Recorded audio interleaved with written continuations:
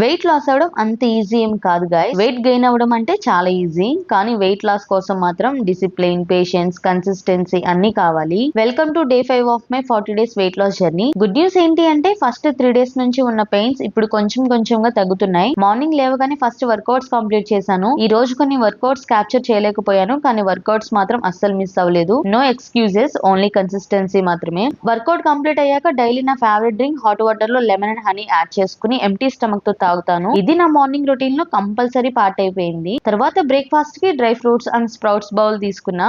Guys, ఈ ఒక్క bowl మన హెల్త్, స్కిన్, హెయిర్ కి super beneficial. 1 bowl 3 amazing benefits అన్నమాట. బ్రేక్ఫాస్ట్ తింటుంటే మా బన్సీ కూడా నా పక్కనే వచ్చేసి నాకు తినిపిస్తున్నాడు. అసలు ఎంత క్యూట్ మూమెంటో కదా ఇది. లంచ్ కి 1 కప్ రైస్, పప్పు, దోసకాయ కర్రీ అండ్ 1 బాయిల్డ్ ఎగ్ తీసుకున్నా.